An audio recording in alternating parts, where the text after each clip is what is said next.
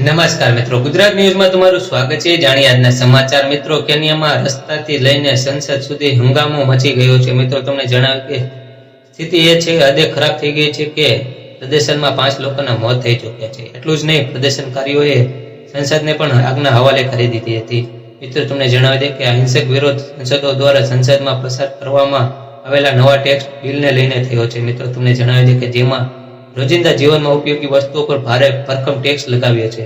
કેન્યામાં ટેક્સના વિરોધના મામલે જે રીતે વિરોધ થઈ રહ્યો છે તે અતિ ભયાનક અને ડરામણો છે। રસ્તાથી શરૂ થયેલો આ વિદ્રોહ હવે સંસદ સુધી પહોંચી ગયો છે। મિત્રો, તમને જણાવી દે કે પ્રદર્શનકારીઓએ કેન્યાની સંસદમાં ઘૂસી ગયા અને સંસદને આગના હવાલે કરી દીધી હતી। ત્યાં સુધી કે પ્રદર્શનકારીઓ કેન્યાના સ્પીકરની ખુરશી સુધી પહોંચી ગયા હતા અને રાષ્ટ્રપતિના રાજીનામાની માંગણી કરવા લાગ્યા હતા। મિત્રો, તમને જણાવી દે કે કેન્યાની સરકારે bed, cancer treatment, cooking oil, બાળકોના diaper, sanitary pad, motor car, solar ઉપકરણથી સંચાલિત સાધનો, ડિજિટલ સર્વિસ સાથે જોડાયેલી પ્રોડક્ટ્સમાં ટેક્સ લગાવવાનો પ્રસ્તાવ મૂક્યો છે। જીવન જરૂરિયાતની વસ્તુઓમાં ટેક્સના વધારાની ભલામણને પગલે લોકો ઉગ્ર વિરોધ કરી રહ્યા છે। અત્યાર સુધી હિંસક પ્રદર્શનમાં 5 લોકોના મોત થઈ ચૂક્યા છે। મિત્રો, આવી જ માહિતી માટે ચેનલને સબસ્ક્રાઇબ અને વિડીયોને લાઈક કરજો। મિત્રો, ધન્યવાદ।